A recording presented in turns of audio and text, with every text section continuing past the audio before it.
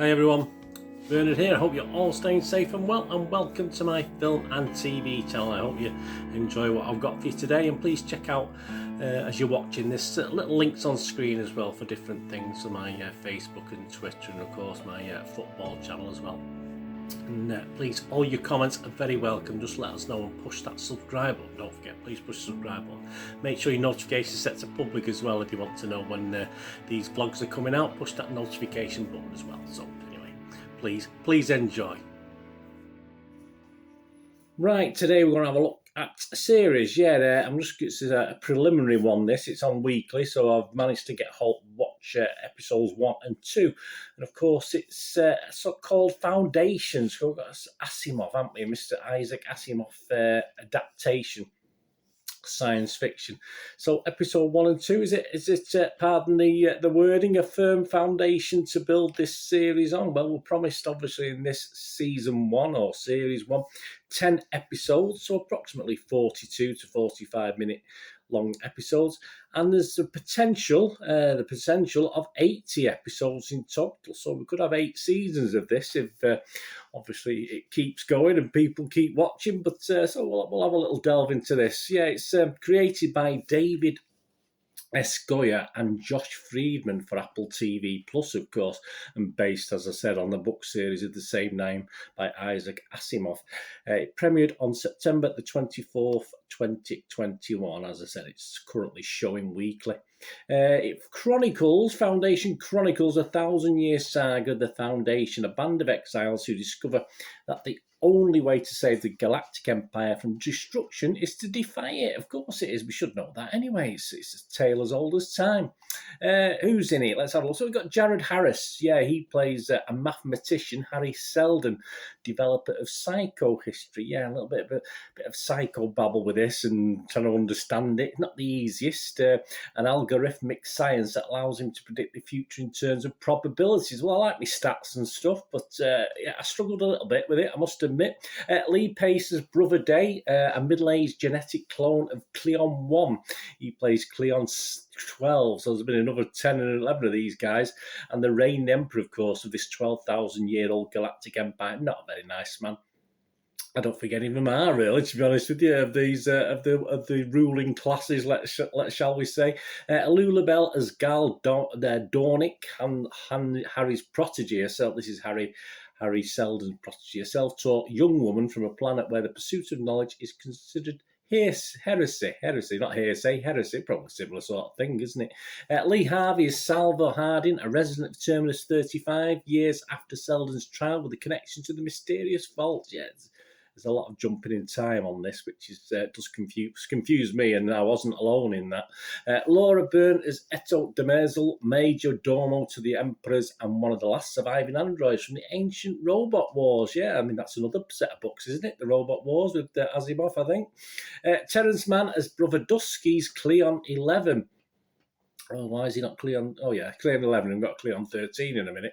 The retired previous Emperor and eldest living genetic clone of Cleon 1. It is a bit confusing at the start, but you sort of get into it by episode 2, so it's not overly bad. Cassian Bilton stars as Brother Dawn, Cleon 13, a teenage genetic clone of Cleon, right, little clever ass, and the successor in training, of course, of Cleon 12, but I think they're all cloned at the different ages, and they just grow up and then cloned again. I think I get that from it, but that's about it. All these little review scores, and there's not that many about, to be honest with you, as at the 27th of September 2021, 7 p.m. UK time.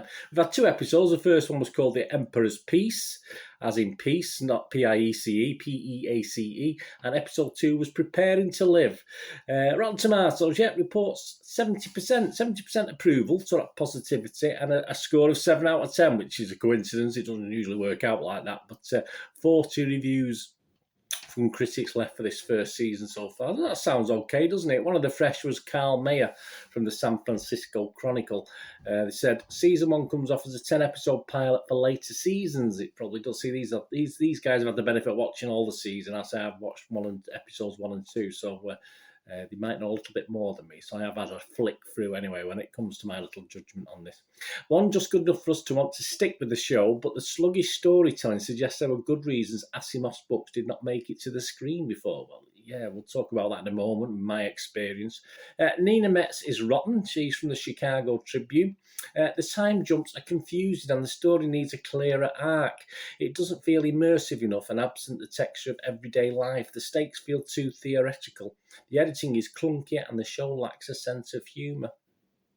It doesn't have to have a sense of humour, and there's nothing to say everything has to be tongue-in-cheek on these sort of things. But so apart from that, yeah, I'm not going to disagree too much. The consensus reads of the website, Foundation's big budget production and impressive performances are a sight to behold, but it struggles to wrangle the behemoth that is source material into a fully satisfying series. So not even though it's getting a 7 out of 10, I wouldn't say they were glowing reports, would you? Metacritic, the other critic site we look at, it got an average of 63 out of 100, so a little bit down on Rotten Tomatoes. That's based on 22 critics' reviews. Now, that 22 critics, there was no negative thoughts, but you had 12 mixed and 10 positive. So again, very mixed. I mean, obviously, if I had to go into one of them, I would be in the mixed, to be honest with you. And it scored anywhere between 40 out of 100 and 100 out of 100.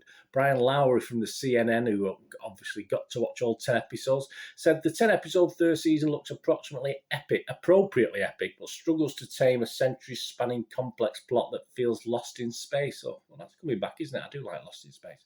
Anyway, I digress. Dazzling to look at, the confounding to follow. So there you go. So that's Mr. Brian Lowry, CNN. Internet Movie Database, Joe Public, you, me, the public. Yeah, there's a few 10s in this, and there's a few 1s, which there's quite a lot of 10s, actually. So obviously a certain group of people have been getting on to give this 10 out of 10. But anyway, overall, it's getting 7.7 out of 10, which is probably pushed up a little bit because of all those 10 out of 10s, which I don't believe for 1 minute, to be honest with you. But we've had almost 6,000 reviews, 5,889 reviews and scores left. Of that 5,889, as I said, allowing for the 10s as well, there's been 4,766 have scored it 6 or more, so 81%.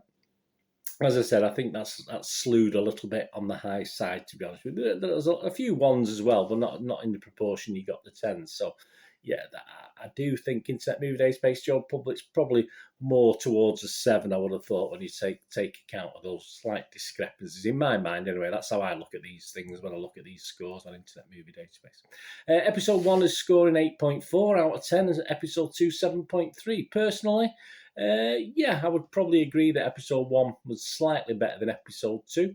But by the end of Episode 2, at least I knew a little bit more of what was going on, but not to any great extent. Right, my little thoughts. Yeah, I did try, and it's a long time ago. Perhaps my head could probably manage it now, but a long time ago, I tried to get into Asimov and start one of it. I don't know which book it was or which stories it was. I'm not too sure. It could have been anything, but I did struggle a little bit. And as of now, unless I listen on an audio book, I do tend to read in 5 or 10 minute chunks before I go to sleep at night. So it's not the sort of thing you can be doing that on. It's the sort of thing you want to read properly, isn't it? So yeah, it's not the sort of thing, as I said, it's one I've actually got onto my little site now and actually booked one of the Asimov books as an audio book, which I get to listen longer because I do walks and stuff. So that'd be interesting to see if I can get into it now. But I did struggle a long time, many years ago when I was knee high to a fly to actually get into this, and I don't think I could quite get into it.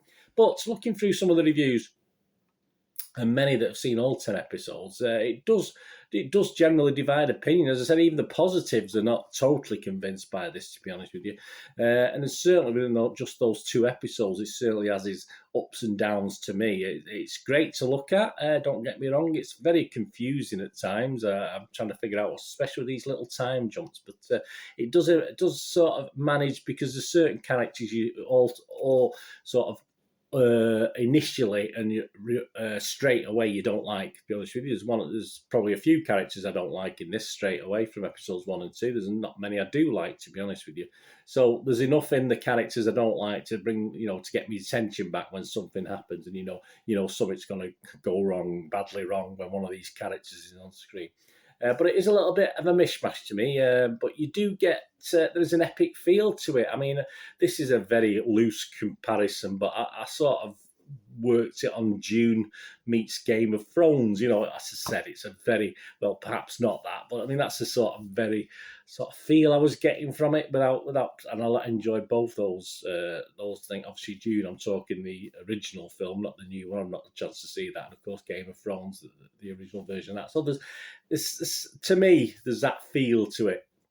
So there is that epic feel to it. But as I say, it just does throw a lot at you and you're trying to get your head round certain things. But there you go. I think by all accounts, obviously the actual thing gets a little bit clearer as it goes along. But as I said, within episodes 1 and 2, it's not too bad. It's just the constant time jumps are a bit of a pain, and I did struggle. So don't take your eyes off the screen or stop listening. It's hard sometimes to know where you are and what you are and what time scale this is involved in. But as I say, generally looking at the reviews, by the end of by the latter episodes, I believe it does get a bit fudgy in the middle. This is what I've said, not my opinion, that's other people's opinion. But then again, by the later episodes, it does get a bit more interesting again. So it is one of the things that if you can certainly stick through episodes 1 and 2, you've got a chance. But obviously 3, 4, and 5 are a bit iffy. You might give up on it, but it may be worth the effort by looking at this. As I said, the characters, yeah, as I said already, there's a few that I don't like. Even the ones I do like, I'm not overly impressed. I think there's just one character I would just sort of be very sad for something to happen to him at the moment. But some of the other characters, I'm not bothered either way, to be honest with you. But there you go. Perhaps these 10 episodes, as it said, is a foundation. Again, sorry for my little use of wordage there. A foundation for the coming 70 after that, for all the 80 episodes. But I am going to scrape it a watchable rating. As I say, I'm a bit. I think the ratings shown at the moment are a little bit on the high side for what we've seen, certainly from Joe Public. Obviously, most of the critics have seen all 10 episodes, but as far as the Internet Movie Database, which is Joe Public, to get those scores based on 2 episodes, I said, I think there's a few ringers going in there and a few high scores being put in that perhaps aren't appropriate, but it is watchable. So I am going to give it my 6 out of 10, which is my basic watchable rating.